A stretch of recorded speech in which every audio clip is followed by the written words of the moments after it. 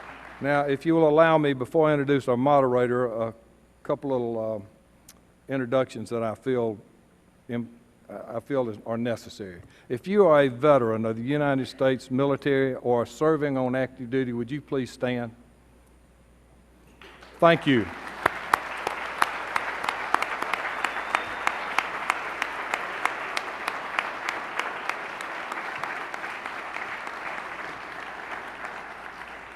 I also want to introduce one of the folks that have been more than a little bit instrumental in where this party is in the state of Georgia. We have with us tonight former chairman of the party, Derrick Grayson. Derrick, where are you? Hey, thank you very much for your service. There will be an after-debate party at 301 Main Street. All of you are invited, 301 Main Street. Please come by after the party. I think most of the candidates are planning to come by, and you get a little bit better opportunity to speak to them. Our moderator tonight, Tim Bryant, of Bryant and Zoller, Georgia Morning News. They're on the radio starting about 6 o'clock in the morning, I think, in 10 stations around the state. He's also the host of the Tim Bryant Show on WGAU in Athens. I've said at other debates that Martha is the lady that I wake up with every morning on the radio. Just kidding, Mary. I won't say that about Tim. Without further ado, let me introduce our moderator for this evening, Mr. Tim Bryant. Thank you.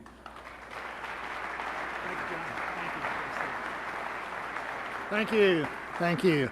My first trip to Brenau. This is a beautiful, beautiful facility. Let me begin this portion of the program by having you folks thank our host this evening, President Schrader, and the folks here at Brenau. Thank you very much.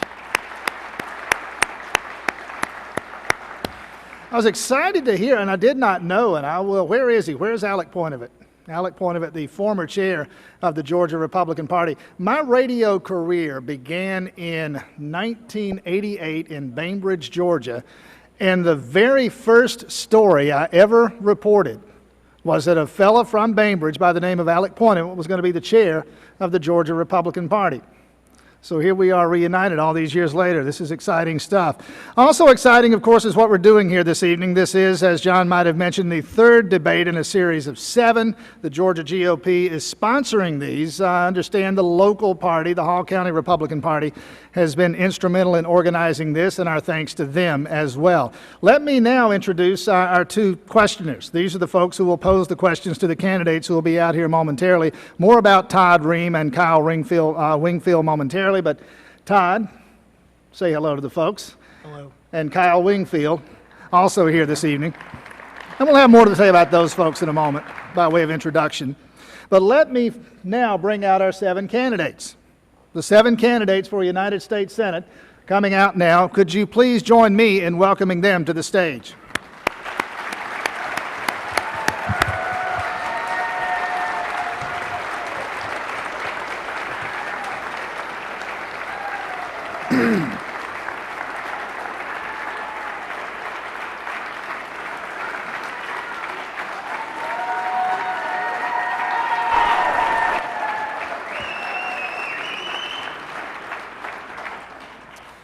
Now, I've said this before in other debates that I've had the pleasure to moderate over the years by way of explaining the rules that we'll operate under this evening. One of my favorite movies, perhaps yours, Butch Cassidy and the Sundance Kid.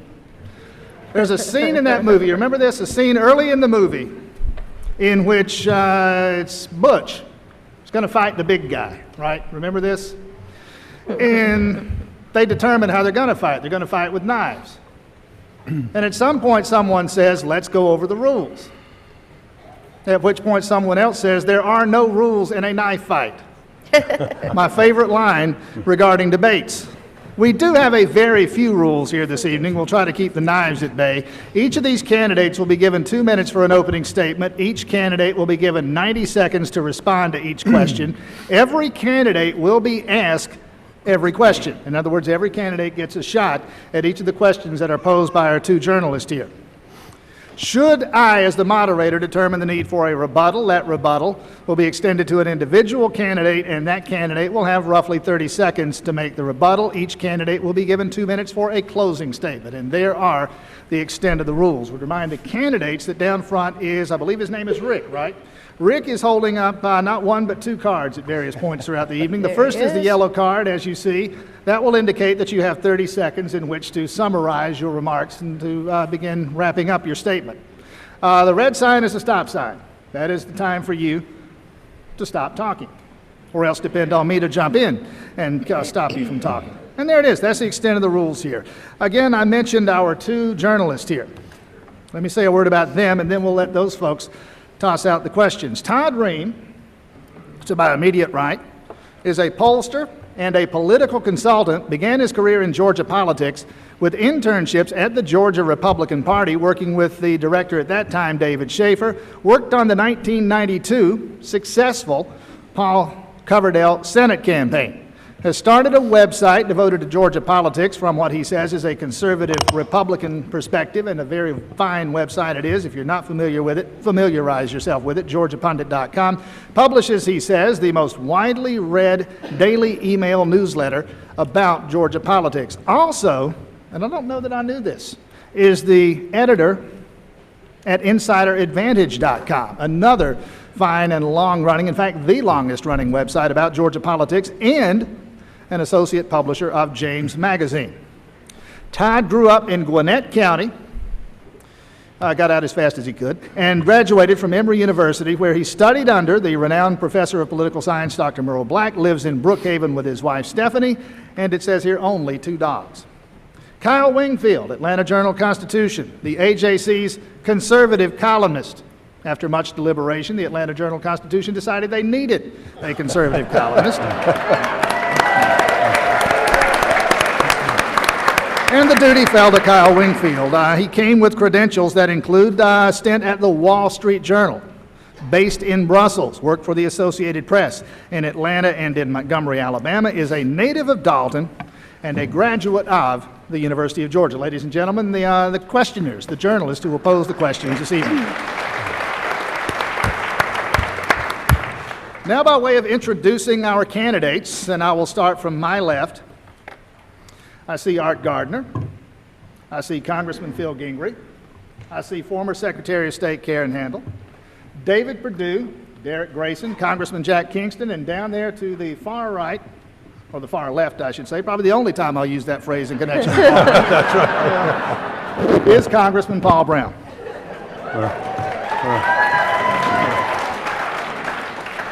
Opening statements, and again, keep in mind 2 minutes for the opening statements, and keep your eye on Rick, our timekeeper. I'm going to give you guys a twist. I don't think you've been asked to do this by way of making your opening statements. We're going to do it tonight, see how it works.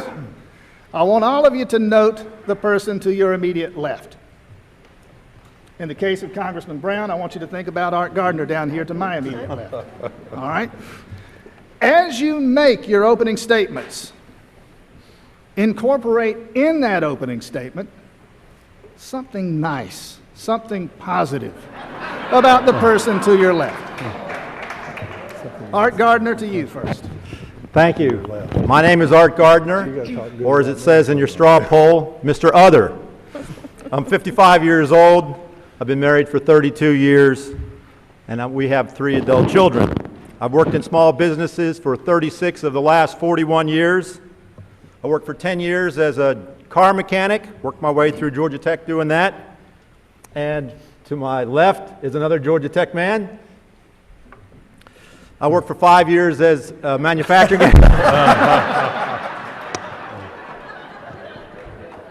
I worked for 5 years as a manufacturing engineer for Lockheed, and I've been a patent attorney for the last 26 years. I started my own firm in 1995, and we employ 18 people. I've been a problem solver for the last 40 years. I sometimes joke that if I can't fix it, it ain't broke. Now, I'm not a Me Too candidate. I'm going to tell you things that the other candidates are not going to say. In fact, I'm saying that I'm the only candidate on this stage that has the courage to say that our party needs to go in a new direction. We need to build a coalition that includes conservatives of all stripes, not just conservatives that fit a narrow definition. Now, I'm going to take some heat for that, but that's okay by me. Because when we get back to the core of true conservatism, which is focusing on limited government, personal responsibility, and personal liberty, we win. That's the winning formula for our party. We can't allow a vocal minority to push people away from our party, and I'm talking about young people, women, and minorities. Now, I'm out to fix the budget. That's why I got in this race. And I want to restore normal bipartisanship, but I want to leave people alone. As I said, that's the recipe for success. I have different ideas than the other candidates in this race. And you have 30 seconds to say something nice about Phil Gingrey. I thought I said he was a Georgia Tech man. That's it.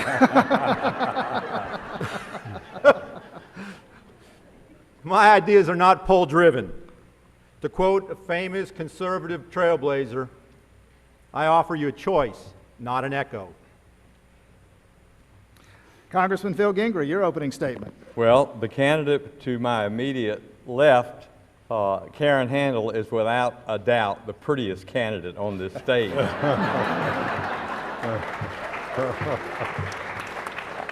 I want to thank, of course, Brenau University and President Schrader for giving us this opportunity to have this forum tonight. I spent 1 year at Grady Memorial Hospital as an intern. I spent 2 years in a family practice in the Augusta, Georgia area. I spent 3 years training to be an obstetrician gynecologist.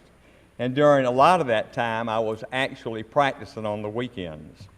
And then my wife and I, Billy, my wife of 43 years, settled in Marietta, Georgia, in Cobb County, where I practiced medicine for 26 years and delivered 5,200 babies. Now, you don't have to be a Georgia Tech graduate and take calculus to add that up. It's 32 years. I am a career physician. I am not a career politician. But I did have the opportunity, I was really blessed to get involved in public service while I was practicing medicine, mostly on a part-time basis. I was in the Marietta City School Board for 4 years. My kids all went to school there. And then I was in the state senate for 4 years, where I met our Lieutenant Governor, Casey Cagle. Then I was in the United States House of Representatives, now my 12th year, where I met our governor, Nathan Deal. What a great opportunity. The most important thing in this election, of course, is to repeal, get rid of Obamacare, and save this country. And that's what I'll be about. I promise you that we will repeal and replace, or this candidate will come home. I'm making an accountability pledge to you, not just a lame duck pledge to have term limits, but to really put the skin in the game. And by the way, as I conclude, well, the last thing we need is another omnibus bill on immigration. Amnesty, never. Karen Handel, your opening statement. Thank you very much. And to the gentleman to my left, David Perdue is an individual that, in all sincerity, is a genuinely nice individual, and I have thoroughly enjoyed getting to know him over the course of this campaign. I think that you enrich things, so thank you very much. Ladies and gentlemen, results matter and records count. In the business world, where I spent the bulk of my career, but also in elected office. As Fulton County Commission Chairman, when I came in, I faced a $100 million budget deficit, and I faced it head-on by cutting spending and prioritizing the departments in our county. And we did that, balanced that budget without a tax increase every single year that I was chairman of the Fulton County Commission. When I came in as your first elected Republican Secretary of State, an extraordinary privilege that I thank you for. I had faced a budget cut again, 20%. I had to cut the agency's budget by that 20%. I still had to deliver vital services. At the same time, I implemented photo ID, and I also took on the Obama administration to make sure that only U.S. citizens were going to vote in our elections here in the state of Georgia. Results matter and records count. So let's take a look at the results that we've seen from Washington lately. They are beyond poor, beyond terrible. Reckless spending has taken us from a $4 trillion debt to $17 trillion. We're overtaxed, we're overregulated. Now tonight you'll hear a lot about we've cut this, we introduced this, we sponsored that. My opponents are nice folks, but they've spent together a combined 42 years in Washington. That is a lot of Washington. Folks, we need new leadership in Washington, individuals who will stand up with the guts and the resolve to make the hard decisions to solve the real problems that we're facing today, because frankly, we can't afford more of the same. We can't afford more of the same. There's one individual on this stage who has shown time and time again that she has the guts and the resolve to get the job done and to actually deliver results. That's me, and I look forward to answering your questions tonight. Thank you. David Perdue, your opening statement. Thank you, Tim.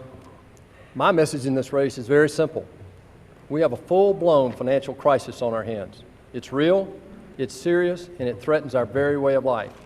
The candidate on my left, Mr. Grayson, is a great Christian man. I would put my family under his leadership any day. And he's probably the best public speaker up here, too. I'm a political outsider. I've spent the last 41 years of my life running around the world competing in the global economy in our free enterprise system.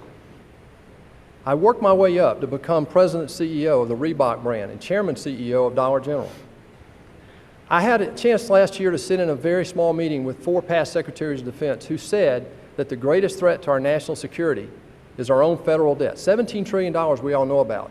But what we're really not talking about in Washington is $86 trillion of future unfunded liabilities that we've already committed for in pension and benefits for federal employees, Social Security, and Medicare. That's $1 million a household. So everybody in here as a kid, you've just given your children a $1 million credit card bill. And oh, by the way, you've got one too.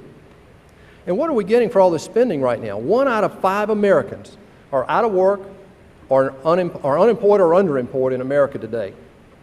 We have the smallest workforce since the Carter years, and 80% of the jobs this president's bragging about that were created last year are part-time jobs. He calls that the new norm.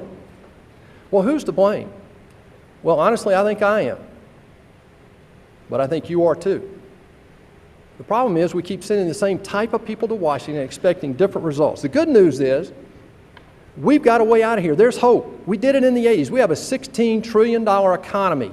The rest of the world would kill for that. And we're not using it to enter the debate between tax increase and spending cuts, and therefore we have gridlock in Washington. We can absolutely grow our way out of this crisis. My business background, my leadership track record, my willingness to make the tough decisions makes me a good alternative in this race. The next senator from Georgia had better be more interested in the next generation than the next election. Remember, if we want different results in Washington, we need to send a different kind of person to Washington. Thank you. Derrick Grayson, your 2-minute opening statement that includes something nice about Jack Kingston. Did you call my name? Yes, Derrick Grayson. Didn't hear you. At first I thought it was lights, but then I realized it's the warmth in here that I'm feeling from all of you. Your being here is a big deal, and I thank you for that. My father always told me, a man that comes to you with his hand open, always give him yours. And Mr. Kingston has always greeted me pleasantly and thankfully and made me feel welcome in this debate, and I appreciate that. Thanks.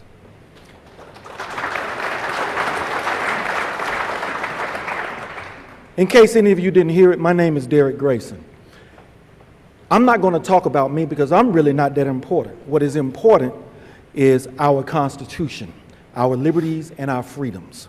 If my words compel you, go to my website, grayson2014.com, and you can read about me, and you'll read about amnesty and repealing Obamacare. See, we all on the same page when it comes to conservative and hopefully constitutional principles. So let me just get right to it. In the first debate, I talked about the state of things. They aren't getting better. That is an undeniable truth. Things are terrible. And I know many of you might be saddened by that, but we need to wake up and smell the coffee. In the second debate, I talked about the complicity of those in both the Republican and the Democratic Party. I call them the royals, political royals who think that they know better than we, and they endeavor to lead us rather than represent us. I also gave them a homework assignment at the end of the second debate. I say, now, you have heard some truths in here tonight. When you leave, watch the presses and see if you hear from them what you heard here that night. Only one person immediately reported accurately what each candidate said verbatim, and that was John Gillooly of the Marietta Daily Journal. The rest, one paper went as far as to say Derrick Grayson was present. That's not reporting. That is not being accurate. That is not giving the American people a choice. Why is that? Because they don't want you to have a choice. This is how the royals dictate. This is how they control, and this is how they keep you locked into this gridlock of constantly sending recycled politicians back to D.C. and us constantly getting the short end of the stick. Bottom line, I don't want 536 people doing what they want to do. I want 536 people that are going to support 100% of the Constitution, 100% of the time. And if you send me, you can knock it down to 535. Thank you, Derrick Grayson. Congressman Jack Kingston, a 2-minute opening statement. Ladies and gentlemen, thank you for being here tonight. I'm glad to be back on the Brenau campus. I'm here because the American dream is in peril. A large, intrusive government with runaway spending is sapping away our liberty. And I worry that my children and your children won't know the America that you and I know and love. I worry that they won't have the same opportunities that we have had. I am convinced that the battleground to turn America around is in the United States Senate, and that's why I'm running. I'm an Athens, Georgia boy, right down the road, and my friend Paul Broun is also an Athens, Georgia boy, and he and I have fought on the same side of many battles together. I've enjoyed serving with Paul in the United States Congress. Our parents knew each other. We went to the same church and the same high school. That's it, Paul. Wait till it's my turn. I was going to add, and he hadn't said anything bad about me all day long. My dad was a World War II veteran. He was raised in the Depression. He taught us the value of the dollar and the rewards of hard work. We all had chores. My mom, who's here tonight, was very idealistic. She made sure we got to church, made sure we knew right from wrong. And Libby, my wife of 34 years, who's also here tonight, have tried to instill these same values to our children: frugality, hard work, idealism. As a businessman, I applied these to my occupation of selling property and casualty insurance. I became the vice president of the company. I served on the board of directors. I know what it's like to run a business, and I know how government can interfere with the decisions that business people make. As a member of Congress, I haven't forgotten the lesson of frugality. I've returned over $1.3 million in unused office expenses, in rent, and salaries, just keeping the budget low. As a committee chairman, I cut spending by $3.6 billion and negotiated with the Harry Reid Senate to get it accomplished. I've worked hard to fight bureaucratic overreach. I have fought hard for ways to create jobs in the private sector. And I have introduced a 6-point plan to turn America around. And Congressman, I'm sorry, we don't have time for all 6 points right now, so if you could bring this in for a landing. Is that it? No, I'm good. Okay. We're okay. Didn't mean to interrupt, but your time was up. Point of personal privilege, sir. Yes, Jim. sir. If if it would be possible, could we get our friend here to move towards the center? Because it'd just be a little bit easier for us. Please slide. There's a couple empty seats down there. Just right. Sorry about that. Congressman I Paul sure Broun. appreciate it. Congressman Paul Broun, and remember, your date for this round is Art Gardner. Tell us something nice about him in your 2-minute opening statement. Tim, I thought I was going to be able to talk about you. In fact, I worked up a good little speech, Tim, about you. I'm often asked, Dr. Brown, what most separates you from the other candidates? It's definitely my strict constitutionalist view about the proper role of the federal government. Today's federal government is largely unconstitutional in its scope and behavior. As such, it poses a clear and present danger, an ever-increasing present danger, to your individual liberty and your future prosperity. To remain a free people, enjoying life in a free republic, we absolutely cannot allow the federal government to continue on its out-of-control rampage. I have a great sense of urgency to solve this problem. Big government is crushing the economy. It's killing jobs. It's taking our liberty and freedom away, and that must stop.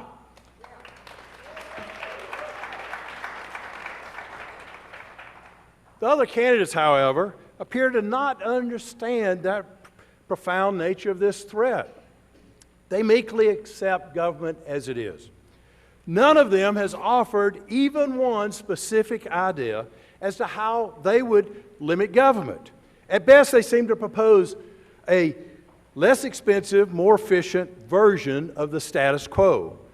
But I directly challenge the constitutional legitimacy of today's federal government.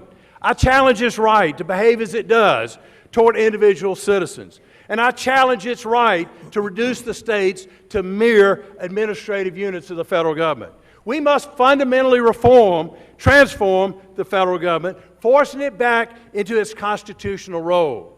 We must begin now to peacefully dismantle the welfare state, the regulatory state, and the surveillance state. We must restore the supremacy of the Constitution.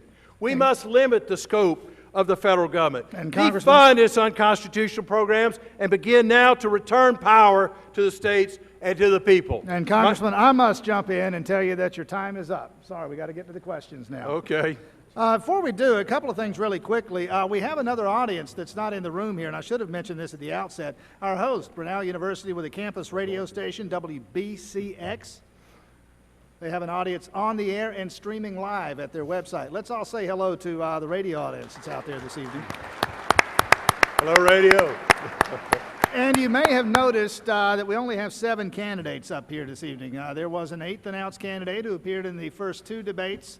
You've possibly heard this by now, but by way of news, we will let you know that Mr. Eugene Yu has opted and has let us all know this evening that he is exiting this Senate race and is entering, as a Republican, of course, the race for the 12th Congressional District over in the Augusta area. He will look to challenge, should he be successful in the primary, the Democrat John Barrow in November. With that, we turn now to our 2 distinguished journalists, Todd Ream, Kyle Wingfield.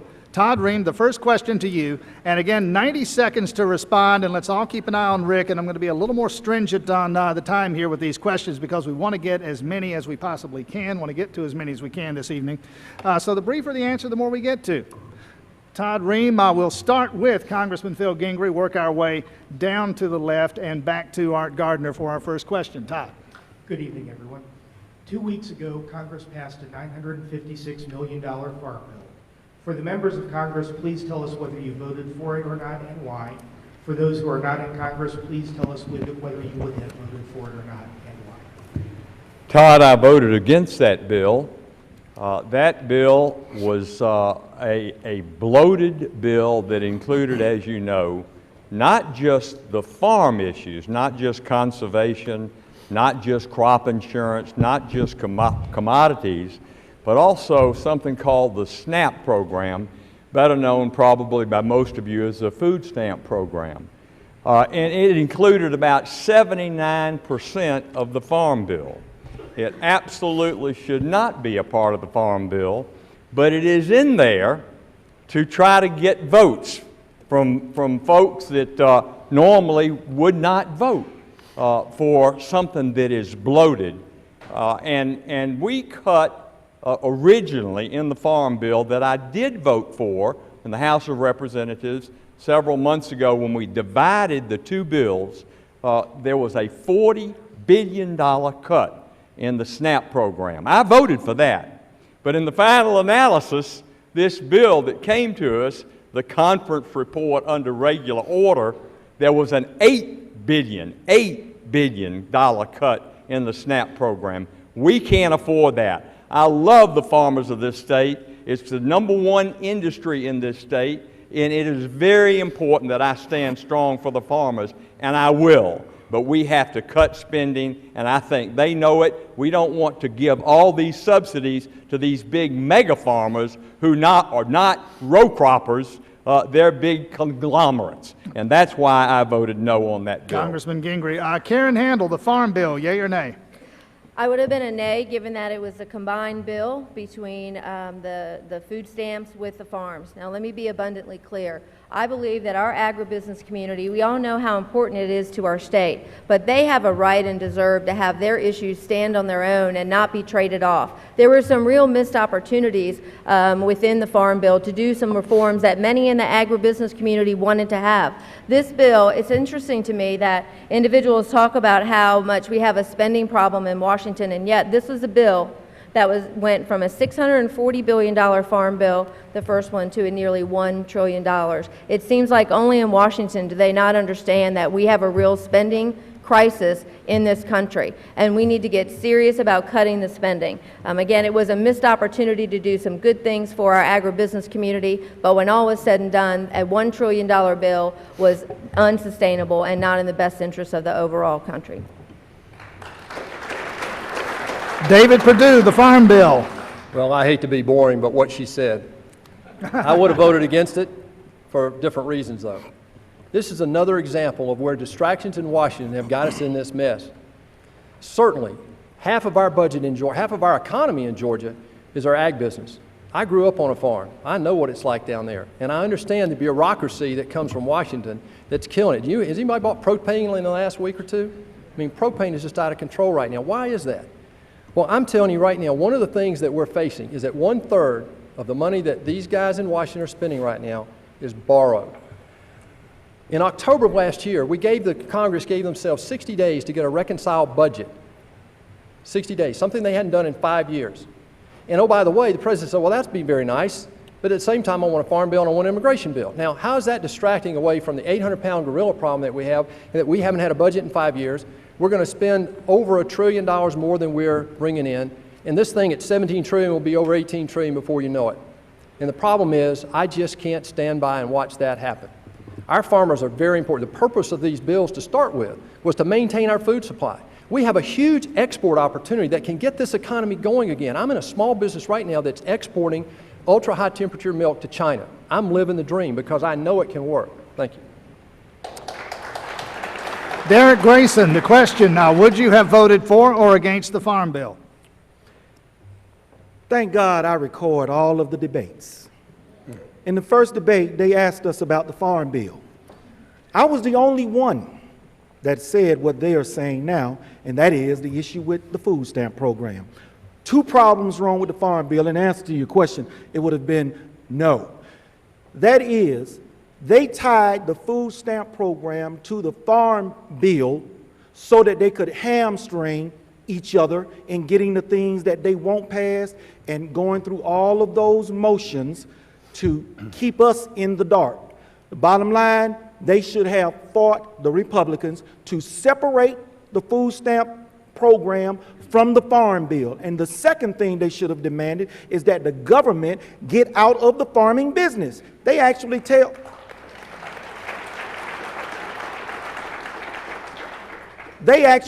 farmers, well, this year you produce this amount of milk. Next quarter, only produce this much sugar. I thought the government was in the business of representing the people, not doing business for us. That's why I don't care nothing about people that claim, well, I'm a businessman. I don't want you to go to Washington to do business. I want you to go to Washington to represent. Derrick Grayson, thank you. Congressman Jack Kingston, refresh our memories. What was your vote on the Farm Bill? I voted for it, and let me make sure you understand. First of all, we did vote to split the nutrition section off from production agriculture. It was the Senate that put it back together again, which is why I'm running for the Senate. It's one example of how they're blocking so many of our reforms. 3 points on the Farm Bill. Number one, it saves $23 billion from where we were by moving agriculture from a direct payment basis to an insurance policy. Major reforms for production agriculture. Number two, it has a workfare over welfare component for food stamps. Now, it wasn't the one that I co-authored with Steve Sutherland in the House that said if you're able-bodied and on food stamps, you ought to be required to work. But what did get passed was that 10 states would have this program. And I am hoping that Georgia will be one of them. But that is a step in the right direction on reforming food stamps. And number three, for those who don't like the EPA, there were all kinds of things in this Farm Bill that pushed back on EPA so that private landowners could build roads and move dirt and do things without having some government bureaucrat give them permission. Agriculture in the state of Georgia is $76 billion, 1 out of every 7 jobs, 680,000 jobs. It is a strong force for our economy. It's poultry here, it's bread in Thomasville, it's onions in Vidalia, and it's groceries for your family. Thank you, Congressman Kingston. Congressman Paul Brown, now your vote on the Farm Bill. Well, I voted no on the Farm Bill because I thought it was very economically irresponsible, and I'll continue to vote against economically irresponsible bills. And in fact, I led the charge with a couple of other members of the House to separate the food stamps from the farm part of the Farm Bill. But unfortunately, as my friend Jack Kingston said, the Senate put them back together. I used to farm. I've had dairy cattle, had Holstein cows that I milked. I was in the beef cattle business. I had white-faced Hereford cattle. I've hay farmed. I've truck farmed, and I've row cropped. The biggest problem with farming today is the federal government, and the biggest part of the federal government that's bothering agriculture today is the EPA, and I say, let's close down the EPA completely.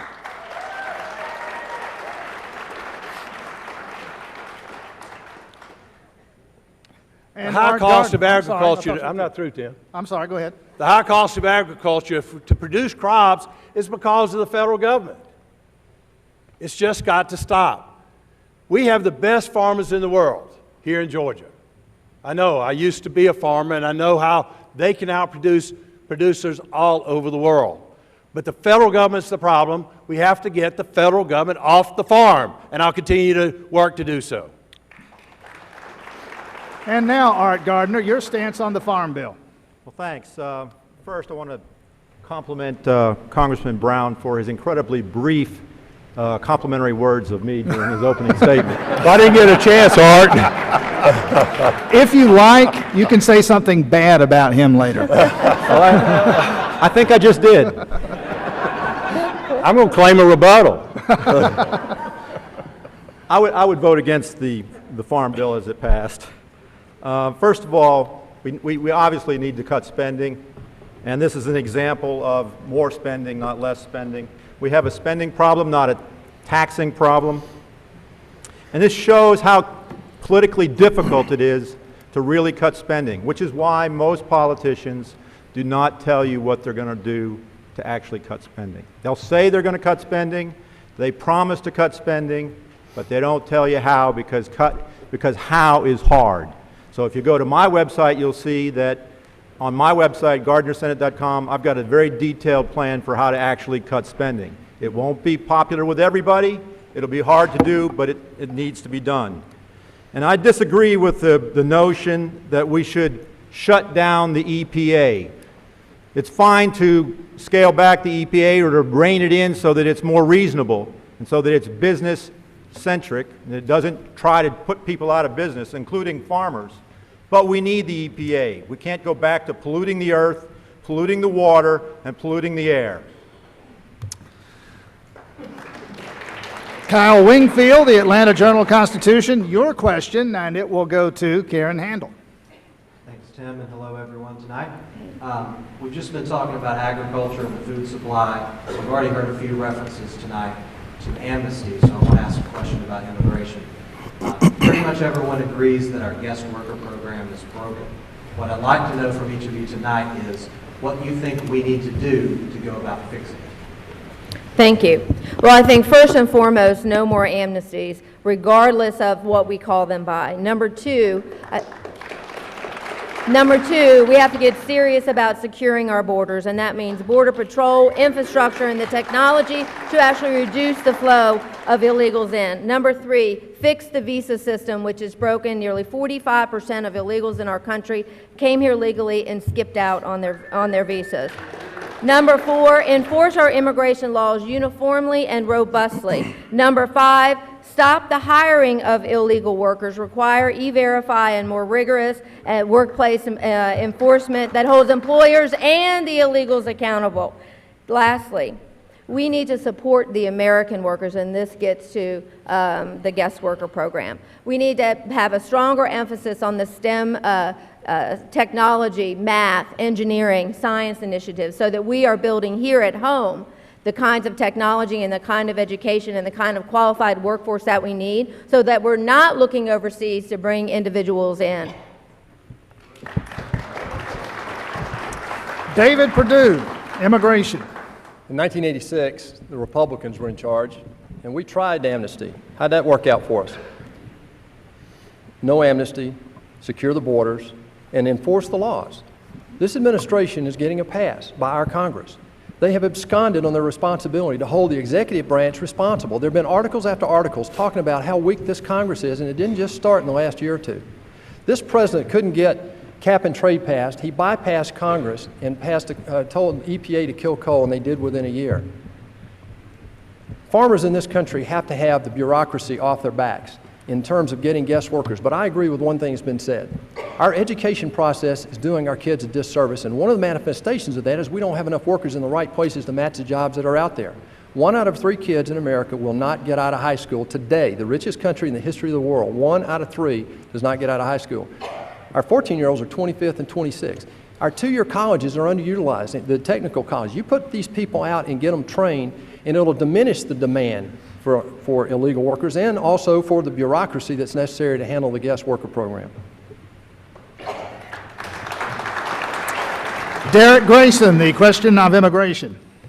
For the record, I am not anti-immigration. I am anti-amnesty, but I am pro-rule of law. I would like to see a streamlining of the process to make it more affordable, make it more efficient, and equitable across both economic and racial lines. Now, there are other issues that we have. Mr. Perdue just talked about not enough workers. Well, you want to know why we don't have enough workers? That's because of government interference. See, when government gets involved in business, government tends to break things. Look at the post office, look at Amtrak. What do we have taking place? Jobs flying overseas. You call Cisco's technical support, you get somebody in India. Call Priceline's customer service, you get somebody down in Mexico. Those used to be American jobs. That's where all of our jobs have gone. And if you want those jobs to come back, we also got to get government out of education. When I was in high school, we had alternative paths for education. Wood shop, metal shop, the whole 9 yards. Everybody is not going to college.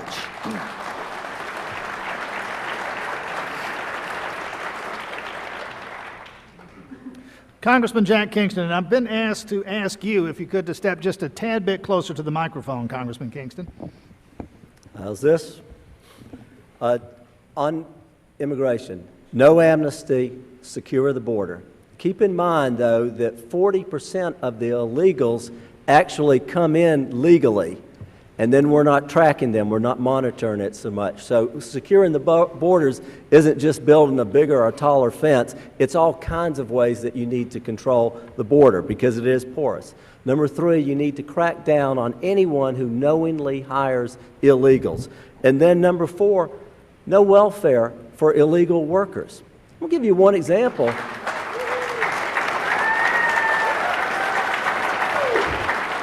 Right now, you do not have to have a Social Security number to claim a child tax credit. And one household of illegal workers claimed 28 children, and they were all living in Mexico. That cost American taxpayers $4.6 billion a year. I've got a bill that changes that, but you got to have common sense. You've got to crack down on that kind of abuse. And finally, something this administration has great difficulty doing is enforce existing laws.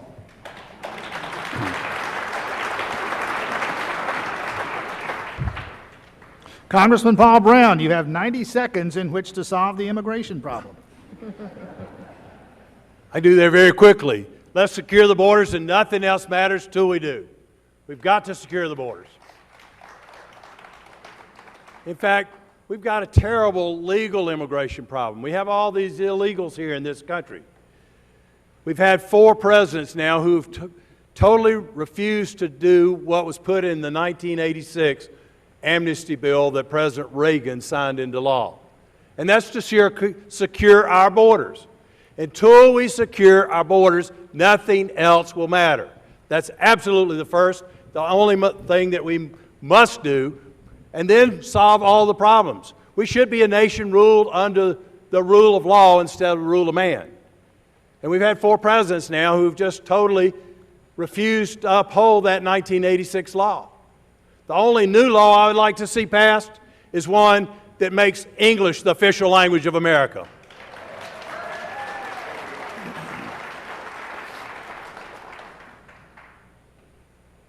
Art Gardner, immigration. Well, let's get real. We have somewhere between 10 and 15 million illegal aliens here. All the loud shouting about no amnesty and enforcing the law hasn't changed that. The deportation process is only about 50% successful, even when the law is followed. So as a practical matter, we have millions and millions of people that we just do not have a way to get them out of the country. So we should take a practical approach. Secure the borders, yes. But after you do that, register the illegals who are here and convert them into taxpayers. They're here, they're not paying tax, they're taking up jobs, they're working for cash, and they're greatly hurting our economy. Lots of Americans can't compete at the bottom of the labor market because illegals are here working without having taxes withheld. So if we would register them, let them stay as long as they're not criminals, register them, convert them into taxpayers, that's a big part of the solution. The other thing is we would not allow any of them to be citizens unless they join the military, serve 5 years, and earn an honorable discharge. If they've done that, okay, they've earned citizenship. Beyond that, no. And let's stop the practice of allowing folks to cross the border or overstay their visas and have children here, and then the children become citizens, and then that's the anchor, and they get welfare from that. Thank you. Congressman Phil Gingrey, immigration. Kyle, it's a great question. What we do not need in this country is another omnibus bill like Obamacare. We do not need an omnibus immigration bill. I don't care what Republican points you may have heard of. We have got sufficient laws. We're just simply not enforcing those laws. Look, we allow in this country every year 1 million green cards. 1 million people come into this country legally, permanent legal residents. They may or may not become citizens. We want them to become citizens. That's more than every other country combined that has any limits whatsoever on immigration into their country. Now, think about this for a minute. I've got a number of suggestions that we can enact to improve the situation. Yes, enforce current law. We have a 7%, greater than 7% unemployment rate in this country in Georgia, in the state of Georgia today. We have 435,000 illegal immigrants in the state of Georgia today. So look, let's say as I conclude, let's enforce current law first and foremost. Let's absolutely, I agree with my colleague, end birthright citizenship, total misinterpretation of the 14th Amendment, end this chain migration that Teddy Kennedy started in 1965, and pass my Nuclear Family Priority Act, only mom, dad, dependent children. Make English our official language, and hey, a last thought, why not base our immigration numbers on our employment rate? Congressman Phil Gingrey, we'll leave it there. You can circle back to it if you like. Todd Ream, the next question to you, and it goes to David Perdue. The United States Constitution gives the Senate a role in foreign affairs by requiring a 2/3 vote on the ratification of treaties. What do you think the role of the United States should be in foreign affairs? Thank you. Right now, the greatest threat to our national security is our own federal debt. I've said that before. If you want to have a strong foreign policy, you have to have a strong military. To have a strong military, you better bloody well have a strong economy. We bankrupted the Soviet Union in the 1980s because we had a stronger economy and had better ideals. Today, we're bankrupting ourselves with our own foolishness. Do you realize we have a peace treaty with Taiwan right now? This is part of our foreign policy. We have a peace treaty with Taiwan that says we have to go to their defense if China comes across the Straits of Formosa. Well, guess what? We have to go to China to borrow the money to go to Taiwan and to defend them against China.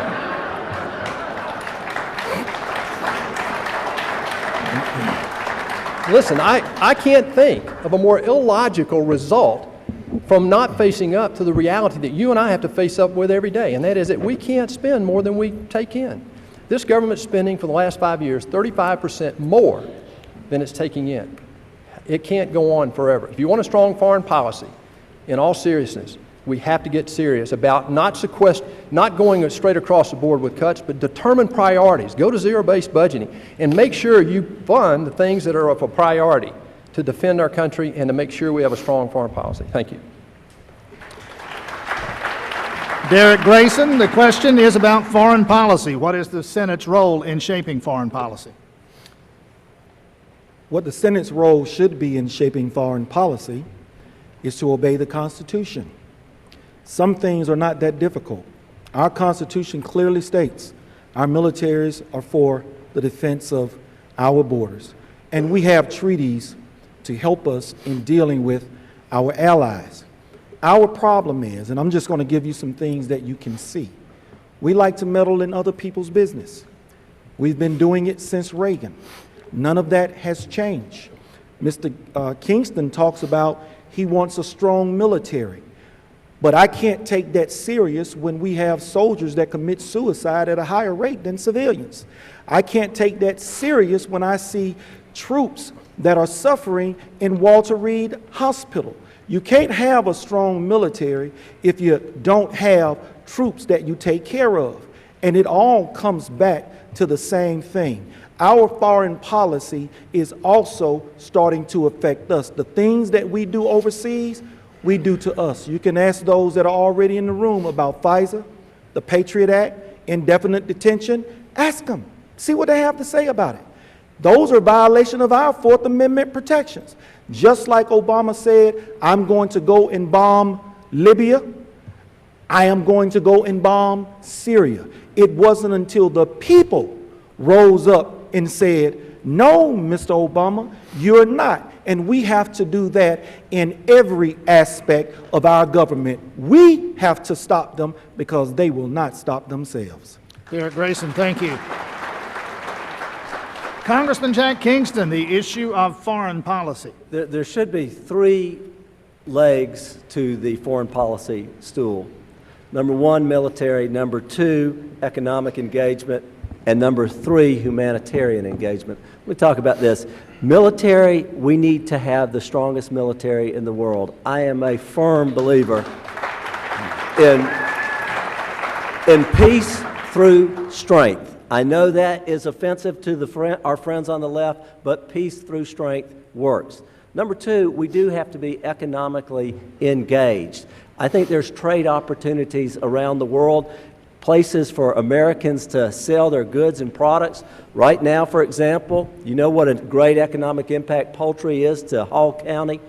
There are all kinds of new markets emerging for poultry. India being one of them that has over 1 billion people. We have some opportunities from the economic standpoint. And then third, humanitarian. You know, we need to be engaged in the world health picture, and here's why. If you have a bird flu pandemic, it will come to America. We need to know what diseases are out there. We have all but eradicated polio. Now, if you talk to anybody who's 50, 60 years old, their parents, they grew up with the fear of polio. But today, there's 322 cases worldwide because of what we have been involved with. And that keeps you safe. No one here. If you go over to a college campus and ask them about polio, they don't even know what it is. And that's because we took a lot of this and put it offshore. We did our work. We engaged. And so military, economic, humanitarian engagement. Congressman Kingston, thank you very much. Congressman Paul Broun, again, the foreign policy discussion. The principle that ought to drive our foreign policy decisions is this, and that's what benefits America the most. We cannot continue to try to be the world's policeman. I'm in the military. In fact, I'm the only combat veteran up here. I was deployed to Afghanistan in 2012. I'm a Navy reservist today. We have to, I agree with my friend Jack Kingston, we have to make sure that we have the strongest, best military in the world. I also believe very firmly that the United States should never, ever go to war unless Congress declares war.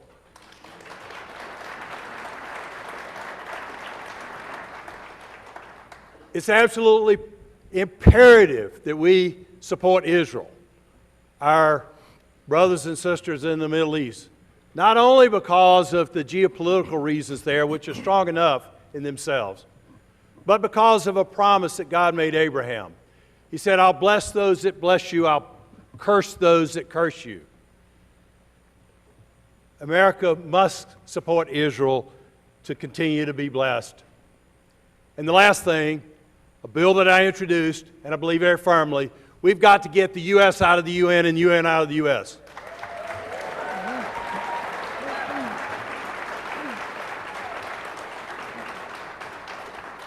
Art Gardner, the question deals with the Senate's role in shaping foreign policy. Well, the U.S. Senate is supposed to be the adult in the room. The U.S. Senate has a special place in our government. Senators are elected to a 6-year term, and we expect senators to exhibit wisdom and judgment and guide our country accordingly. So the Senate should, in its role, be very slow to anger. The Senate should recognize that we need a strong defense, absolutely. But we are not the world's policemen. We do not need to go to war every time there's a suggestion of going to war. They have a saying in baseball that the best trades are the ones that you don't make. And the same is true when it comes to war. We don't need every war. And in fact, sometimes we can go to war and we shouldn't have. So the Senate should be the deliberative body that's tempering the debate, that is counseling caution and wisdom. That's the role of the Senate. Congressman Phil Gingrey. Todd, thank you very much. Great question. The Senate's role, of course, is advise and consent. And all these cabinet-level positions, even combatant commanders, have to be approved by the United States Senate. And to hear United States senators in anticipation of approval saying, well, this is the worst choice the President could possibly make for Secretary of Defense, or this is the worst choice the President possibly could make for Secretary of State, or we really question the character, the moral character and integrity of this individual who's going to be combatant commander of Central Command or whatever command across these United States. I think we ought to have the guts in the United States Senate to stand strong and turn down these presidential nominees that we know in our heart of hearts are not the right person from the position, instead of just saying, oh, well, he or she used to be one of our buddies in the Senate, and we're going to scratch their back and they'll scratch our back, and you go ahead and approve them. Now, I'm all in favor of staying out of foreign entanglements unless absolutely necessary, but it is occasionally absolutely necessary. You think Israel, you think Ukraine, the breadbasket of Russia, and how important it is that they go west and not east. You think about Turkey, and they're wanting to be in the European Union to strengthen our alliances. You think about Iran. If we let them, stood back as the United States Senate and let them go ahead, relieve those sanctions, and let them go ahead with a nuclear weapon, God help the Middle East. We have to be strong. We have to be courageous. We have to protect our friends. And yes, occasionally that does include foreign help financially, like the $3 billion that we give to Israel each and every year. Congressman, thank you. Karen Handel. Thank you. Of course, we need to have a strong military, and that's to ensure the safety of our people and to protect our freedoms. But the financial crisis that this country is facing is jeopardizing our ability to even adequately fund our military, to put them in a position to be able to act whenever and wherever they need around the world. We have an obligation in the United States Senate to actually get this budget and this deficit under control, and that is one of the main reasons I am running for United States Senate. Ladies and gentlemen, if we are bankrupt, we won't be in a position to protect our people or protect our freedoms. And we have individuals up here talking about how they've cut spending, this or that. The truth is that over the past 20 years, our debt has gone from $4 trillion to $17 trillion. That is a massive increase, and it is going to cripple us financially. We need to get the debt and the spending under control so that we can put this nation on solid financial footing, and that will let us ensure that our military is adequately funded and we can protect our people and our freedoms.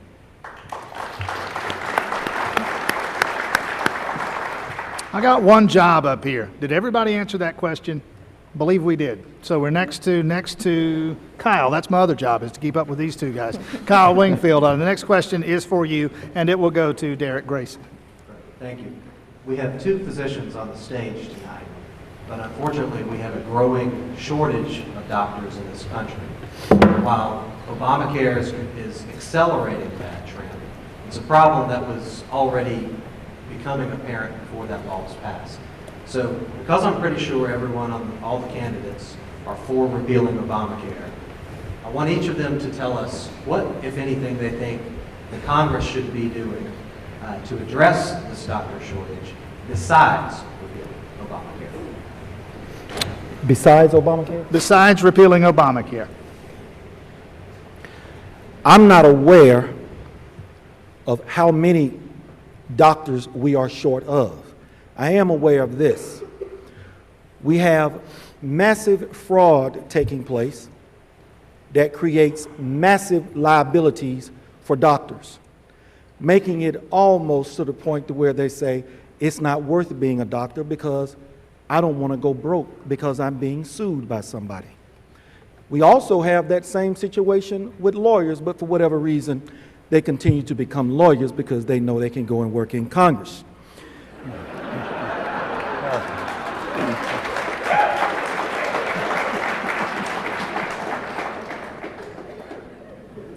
Everybody, not a lawyer up here, Derrick. Hey, everybody is on the bandwagon of repealing Obamacare and all of the problems that it will create. I am too. But I was saying, why aren't we doing something about the health care issues before we got Obamacare? We had 12 years to do something. That's right. We had 12 years to do something about tax reform. In 1996, Neil White, along with 4 other individuals, put together a consumption tax bill. People said they supported it, but they did absolutely nothing. So we can talk about these things, doctor shortages, et cetera, et cetera. But one thing is for certain. If you keep sending them back, none of that is going to change. None of it. Thank you, Derrick Grayson. Congressman Jack Kingston. By the way, I should have asked, because Kyle Wingfield posed the question in such a way, if there's anybody who on this panel who is opposed to repealing Obamacare, we'll give you the rest of the night. Congressman Kingston. And that might be their last night in this race. You know, you cannot talk about addressing the doctor shortage unless you talk about repealing Obamacare. It's 1/6 of the economy. It is government command control and interference between the doctor-patient relationship. You've got to get rid of Obamacare if you want to address the doctor shortage. And don't take my word for it. Talk to your physician. That's what they'll tell you. I talked to a physician the other day, and he said every year I'm invited to go to a college and talk to the students. And for the first time in my career history, I told the students the other day, don't go into medicine. Now, this is some of the best and the brightest talent in America. We can't let that happen. We have got to repeal and replace Obamacare with a patient-centered, market-driven health care system that makes health care more affordable and more accessible for everyone. Congressman and Dr. Paul Brown. And Jack, I've got the bill. It's the Patient Option Act that will do just that. In fact, my bill, the Patient Option Act, is a 77-page market-based, patient-centered health care reform plan. Obamacare must go. We must rip it out by the roots. That's what the bill does. But it can be described in 3 terms. It's your doctor, your insurance, your choices. And the doctor shortage, Kyle, is because of government intrusion in the healthcare system. I'm a family doctor. I know how government has, for years, through Medicaid and Medicare, affected the whole cost as well as delivery of medical services. Now, what my Patient Option Act does, it'll give a mom who's trying to balance her budget the ability to buy what insurance fits her family the best at a price that she can afford. It'll also give her the ability to take her child to the doctor of her choice, so that she and the doctor can decide what kind of medicine that child needs, whether the child needs to go in the hospital or not. And it'll also give her a tremendous peace of mind as she takes care of her elderly mom and dad, that her mom and dad will get good quality health care and won't have some federal bureaucrat telling her mom and dad what kind of medicine they can get, whether they can go in the hospital or not. The Patient Option Act is the only bill being introduced in Congress that keeps a federal bureaucrat out between you and your doctor. It's been endorsed by the Association of American Physicians and Surgeons, as well as Freedom Works. They say it's the best health care plan out there. Right. So I've got the plan. Congressman Brown, thank you very much. Art Gardner, health care.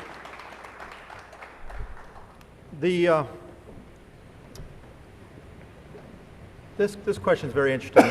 If you think back to the way things were 30 or 40 years ago, the smartest people in school became doctors. And I think that's what we would really like. I want a smart doctor. I don't necessarily need a smart guy on Wall Street or a smart insurance executive. I want a really sharp doctor. And unfortunately, the growth of the role of the insurance system in healthcare has made it much more attractive for that smart person coming out of school to become an insurance executive or to go into financial services rather than be a doctor. So if the best thing that we could do to increase the numbers and the quality of the doctors that we have available to us would be over time to reduce the role of insurance, not to increase it. The insurance, think about what's going on today. You know, you don't buy car insurance that covers your gasoline and your oil changes and your tires. You buy car insurance that protects against the car being in an accident and totaled, and then you having a big financial upset. That's the way healthcare should be. This healthcare that pays for everything is not really insurance, it's a prepaid plan. And the insurance companies are getting most of the money, not doctors. We need to return to doctors first, not insurance companies. Congressman and Dr. Phil Gingrey. Kyle, it's a great question. I don't think anything is threatening the doctor shortage than Obamacare, but there are a lot of other things that we can do. And I am the co-chair of the House GOP Doctors Caucus, and we have many bills, individual bills, omnibus bills to replace Obamacare. But we also are in the process this year to replace this flawed payment system that we give to our doctors under the Medicare system. It's called SGR, but it's much more complicated than that. And the doctors don't expect to make a profit, but they just expect to keep the lights on and to keep their small businesses going, and those 15 or 25 people that work for them continue to have a job. So that's what we're doing. Let me just say also, Kyle, but we need more emphasis on STEM education, science, technology, engineering, and math. Young people that really are fired up to study hard, to work hard, to do these things, because being a physician is really hard. Long hours, hard work, decent pay. But look, having someone like a mentor, like St. Luke, the patron saint of medicine, our kids can no longer talk to St. Luke, but they can talk to a mentor that can tell them it's not about money, it's not about getting rich. You'll have a decent income. You're not going to be a Wall Street tycoon. You're not going to be the CEO of some Fortune 500 company and have a net worth of 25 to $50 million. No, but you're going to have a decent income. And when you look in the eyes of these people that can't pay you one dime and they appreciate so much that you care, that's all you need. That's all the compassion that you need in life. It's a great profession. Congressman Gingrey, thank you. Karen Handel, health care and the doctor shortage. This is just another example of the lack of leadership and the lack of results that we're seeing out of Washington and Congress. When Hillary Care, so-called Hillary Care, was derailed, what happened in dealing with health care issues, including this one? Nothing. Absolutely nothing. We need to get serious about solving problems. One of the most important things that we can do to address the physician shortage, number one, yes, repeal Obamacare and replace it with H.R. 2300, Congressman Tom Price's bill. That includes tort reform. We know that many doctors, absolutely, we need to have robust tort reform to protect our physicians from frivolous lawsuits. And driving up the cost of health care, defensive medicine is a huge expense within the healthcare sector. Then the second piece for physicians, many physicians want to be involved in research, and Obamacare specifically is really going to stifle the kind of technology and research that has made the United States of America one of the most robust places for discoveries, disease discoveries. So we need to, for those two reasons, look at Congressman Tom Price's bill, H.R. 2300, get serious about solving problems, stop kicking the can down the road just so that they can get reelected. David Perdue. Thank you. You know, when you talk about Obamacare, I hear these doctors talk about how much they care. Where have they been the last 3.5 years? Seriously. We knew this bill was flawed 3.5 years ago. We couldn't read it before they voted on it, but they had plenty of time in 3.5 years to read every page of that bill and tell us how bad this was going to be. Why did we wait to 2 weeks before the last debt ceiling fight to bring it up? We need people up there who are willing to fight for it every day, 24/7, 365. Oh, I'm sorry, they don't do that. I think they work maybe 113 days this year. Guys, I'm telling you, this is an insidious law. I'm a perfect example. I'm one of 5 million people. My wife Bonnie is here. We've been married 42 years, and I'm telling you, our insurance was just canceled. 5 million Americans have been canceled. Only 2 million have signed up, and they're the high-risk people who need the services. It's not accomplishing anything it was intended to do. It's hurting job growth right now. 70% of small business has either stopped hiring or has cut back hiring, cut back employment because of Obamacare. This is killing Job growth, the doctors is only the one problem. You've got nurses, you've got technicians, all of this. What have they done? The Obamacare law has taken over 17% of our economy and created dramatic uncertainty. Or would you invest in a healthcare company right now or service your kid in college for 8 years or 12 years? No, you would not do that. The last thing is the next United States Senator had better go up there and be more concerned about solving this problem long term than getting reelected. Thank you. Thank you. All right, here's where we are in the proceedings now. We're going to wrap up the questioning so that we can get to your closing statements. But I want to do this because there's a couple of things that didn't come up over the course of the evening that I know are issues that are of concern to some of these folks here, and then are national issues that you folks in Congress and outside of Congress have been looking at over the past few days. So here's what we're going to do. All right, going to go straight down the line, starting with Art Gardner. You're going to answer yes or no. Oh, no. Anything other than yes or no, and you will find yourself having dinner with Nancy Pelosi and Joe Biden, and I'm not kidding. Yes or no only. All right. What was the question? I'm a lawyer, remember that. I understand. Yes or no? Congress is being asked to consider, President Obama asked again today, an increase in the minimum wage. Art Gardner, yes or no? No. Phil Gingrey? No. Karen Handel? No. David Perdue? No.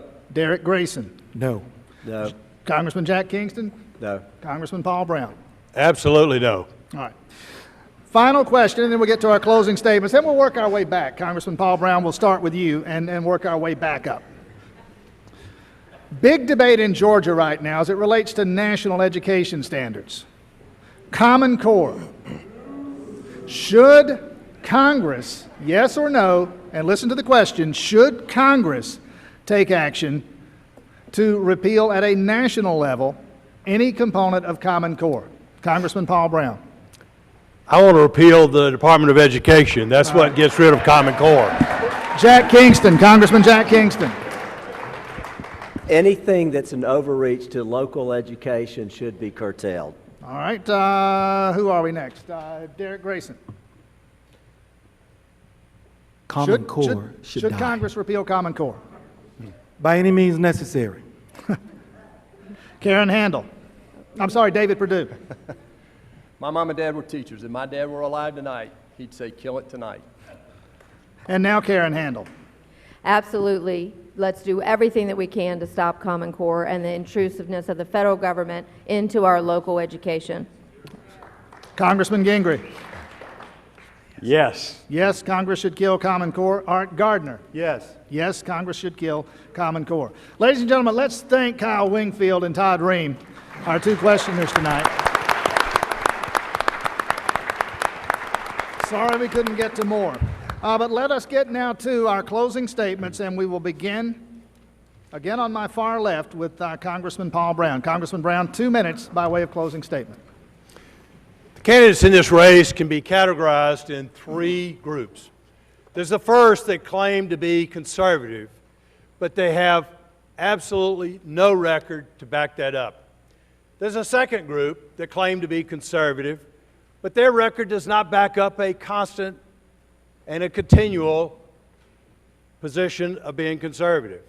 And then one candidate stands alone, and that's me. I am a proven conservative, consistent constitutionalist. There are 4 C's that describe who I am and what drives me. Consistent, conservative, constitutionalist, Christian. There are 4 questions I ask about all legislation. All 4 have to be yes for me to vote yes. The first, is it constitutional according to the original intent? The second, does it fit the Judeo-Christian biblical principles our nation was founded upon? 3, do we need it? 4, can we afford it? If all 4 yes, I vote yes. Otherwise, I vote no. And I'll pledge to you I'll do that as your U.S. Senator. I'm the father of 3, the grandfather of 2, the husband of my wife for the last 28 years, Nikki Brown. I'm fighting for their future, for their freedom, and for their liberty. I'm fighting for the future of you, your children, and your grandchildren. And the only way that we'll have that freedom and liberty is if we put the dragon that is the big government in its cell. The cell bars are the enumerated powers of the U.S. Constitution. I've been working to take the power and the money out of the hands of the politicians in Washington and leave it in your hands and in your pockets. And I stand alone among all these candidates. I would appreciate your vote. I would like your help and your support, and I would need your prayers. Together, we can put America back on the right track. We can put this country back on the limited government that our founding fathers meant. In this document, the Constitution of the United States, is how I believe, and we've got to return to this document as the governing force of America. Congressman Vote for Paul Brown. God bless you. Thank you very much. Congressman Jack Kingston, 2 minutes for a closing statement. We need leaders who will take Georgia values to Washington and not the other way around. I am running because the American dream is in peril, and I believe the U.S. Senate is the battleground to turn America around and get it back on the right track. I've never forgotten our Georgia values, the values you and I grew up on, the values of hard work, the values of frugality, the values of idealism. These are the values upon which Libby and I have built our home and reared our children. These are the values that I took to the business world when I helped grow an insurance brokerage firm to become the 17th largest insurance firm in the United States of America. These are the values that I base my 6-point plan on to turn America around. I'm tested and I am consistent. Last week, the National Journal rated Doug Collins and Jack Kingston as the most conservative congressman from Georgia. I have an A-plus. I have an A-plus rating with the NRA. I have a 100% rating with National Right to Life.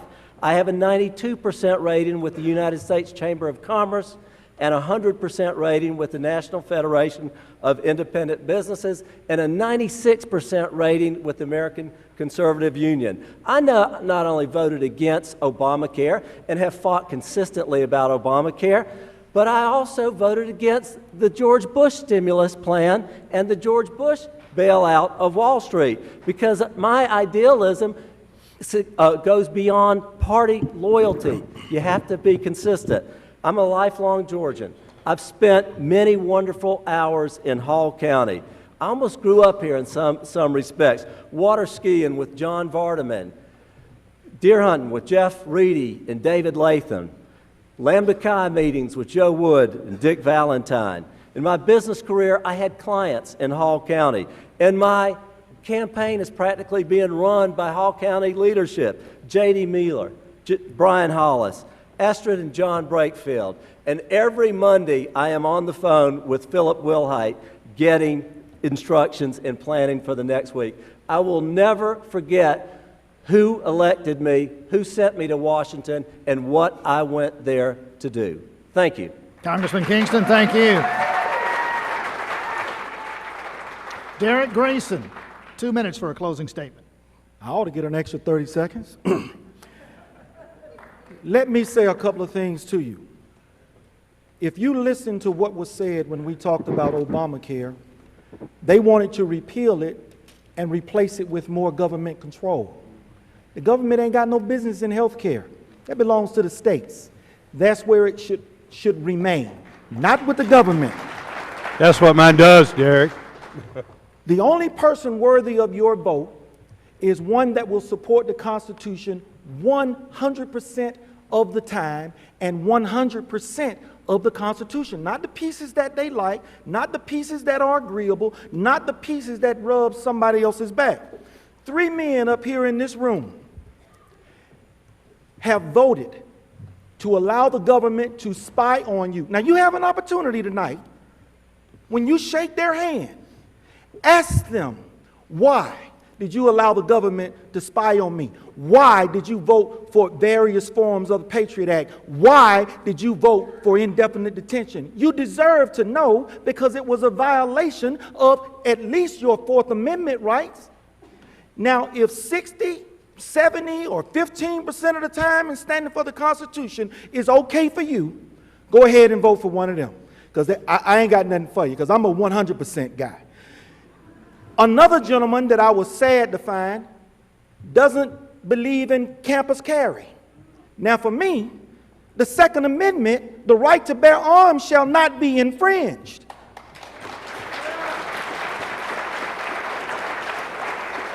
That's being 100% on the Constitution. You have a choice. You can get rid of your blind spots and you can send a message to D.C. You can send me. And when you send me, I want you to tell them that I'm coming. And what I'm bringing with me is 100% of the Constitution, 100% of the time. Derrick Grayson, thank you. David Perdue. Mr. Perdue. Ladies and gentlemen, what we've seen in the last hour and a half is why I'm in this race. We're not talking about the crisis. If we had the Chinese at the Golden Gate Bridge, what would we be doing tonight? Would we be talking about the Farm Bill and the guest worker program and immigration and foreign policy? These are all critical issues. But if we don't solve the crisis that you and I know exist, we're going to lose the right to debate these. And you know what? We'll lose this Senate seat if we don't wake up. 60% of voters in Georgia believe the debt in the economy is the #1 crisis in this country right now. 15% of us think that education is. We got close to one of those topics tonight. We haven't gotten close to the big question in 3 debates. Real change sometimes takes an outside perspective, a fresh eye, a new point of view, and a little bit of common sense. That's what I'll bring to the U.S. Senate. When Harry Reid can exempt his own staff from Obamacare, don't we need an outsider to change that? When our own debt gets so big that it's the biggest threat to our national security, don't we need an outsider to change that? If we can put the world on my iPhone, why can't we balance our budget? If we can win the Cold War, why can't we get America working again? If we can put a man on the moon in 10 years, surely we can eliminate our debt over time. Fixing big problems is what I've done all my career. Look, the decision in this race is very simple. We've got great people up here. You've got 4 professional politicians. Pick one. I don't think it'll make much difference.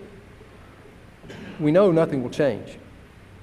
But if you're as outraged as I am by the size and scope of our government, by the trashing of our Constitution, and by the silly, immature behavior that we witness every week in Washington, I hope you'll give this outsider a try. If you want different results in Washington, we have to send a different type of person to Washington. Thank you.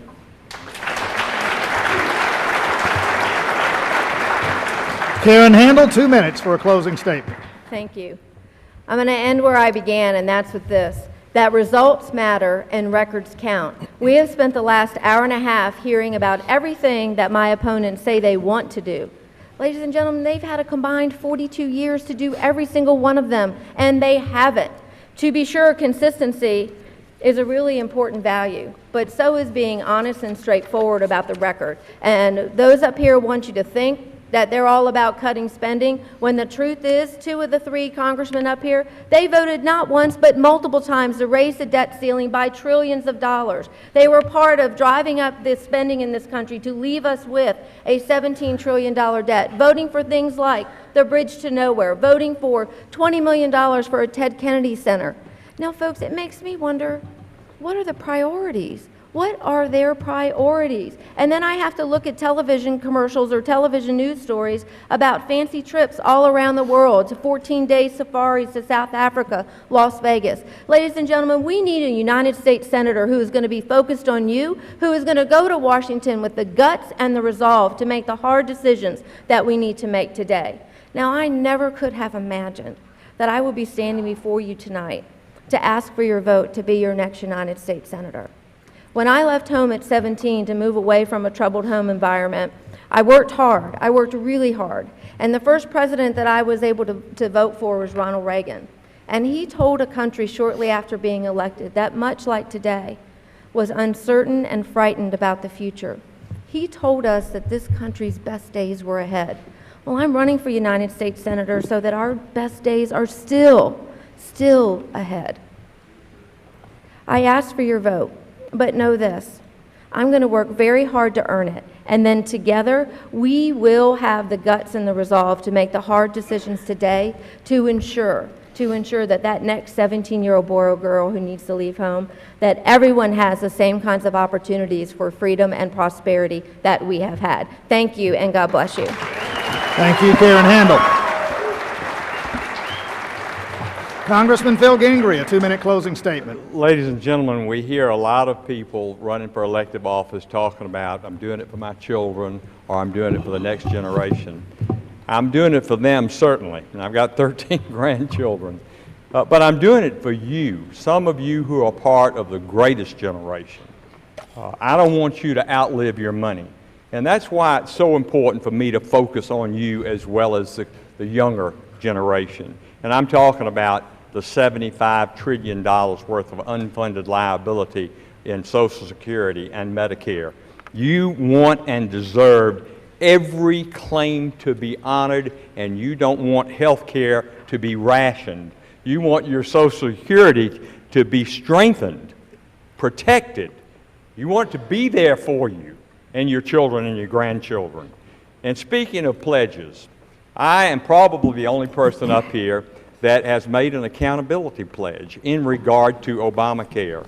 That pledge says repeal or go home in my first term. Now, I don't want to go home in my first term, and I don't intend to, but I want to put some skin in the game. I want to have real accountability. And when we take over that Senate in 2014, and we need +6, you know that, and we get the presidency back in 2016, I'll have 4 more years to work with my colleagues in the Senate and work with the Republican president to repeal Obamacare. I should do that, and that is my pledge to you. Let me just conclude in these few seconds remaining. Your values are my values, and I will fight for those values every day in the United States Senate. And as I explained to you in my opening comments, and hopefully you agree in the response to the questions, that I am uniquely qualified to do that. I've got that balance of being a physician and still a physician, and being a small businessman and having those 12 years of experience in the United States Congress. Together, if you give me the opportunity to be your voice, we can turn this country around. Phil Gingrey, God bless Georgia. Thank you so much. Thank you, Congressman Phil Gingrey. And the closing statement goes to Art Gardner. Art Gardner. Well, thank you very much. I told you in the opening that I'm not a Me Too candidate, and I think I've demonstrated that. Everybody on this stage says that they want to fix the budget. That's certainly why I'm in the race. That's the thing that got me off the couch and working for the last 2 years. But there are 2 paths in front of us. One path, advocated by most of the people on this stage, would narrow our party by sending out a narrow message. The other path is a path of broadening our party. I'm asking that we move to a broader statement of what a conservative is. I'm the only candidate on this stage that has the courage to say we need a new direction. Now, when we talk about conservatives, most everybody in this room is a fiscal conservative and wants the government to balance its budget. And most everybody in this room is a defense conservative. Where we have differences in the conservative universe is on social issues. And the problem is that when we run out candidates who are only hard right social conservatives, it tends to drive away lots of people in the middle. It tends to drive away minorities, women, and especially young people. And if we're going to be the opposition that stops the liberal agenda that's going to run this country into the ground, we've got to win elections. That's key. And to win elections, we need women. We need minorities. We need young people. So help me build a broad coalition within our own party. That's the winning formula. That's how we can win this race. That's how we can win the national races. That's the key to victory going forward. Thank you. Thank you, Art Gardner. Tim. One last question from me. I'm sorry. Yes? Mr. Grayson made some serious charges against me and my 2 colleagues, and he's totally incorrect in one of those charges, so I claim 30 seconds. Well, for what we're rebuttal. going to do, because we're really up against the constraints of time now due to our radio partners here this evening, going to let you two settle that in a back alley someplace. And I'm going to pose a final question. Anybody up here can answer it. Just sing out if you know it. How many days between now and the May 20th primary? 37. 37. You can absentee ballot vote. Absentee balloting, but the answer that I was looking for was 87, because I looked it up. I know because I looked it up. The answer is 87. Yes, thank you. I can vote. That's right. The early voting, and you are correct, the early voting will start much, much sooner than that.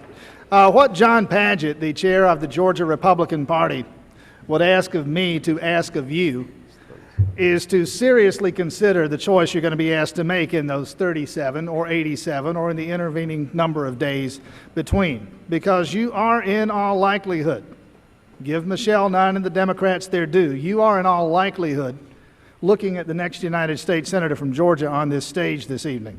It's an awesome responsibility that you have. Let's again thank our host this evening, Dr. Ed Schrader, and the good folks at Brenau University.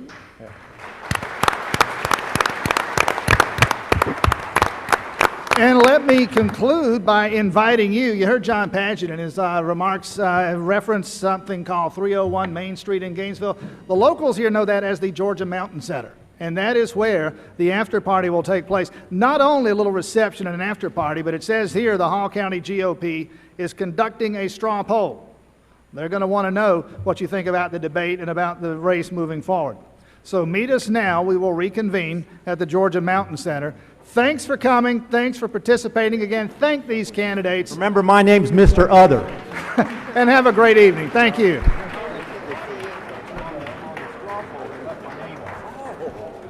I didn't even know there was. Thank you, sir. Thank you. Good job. You should give me the 30 seconds. I'd have had to give it.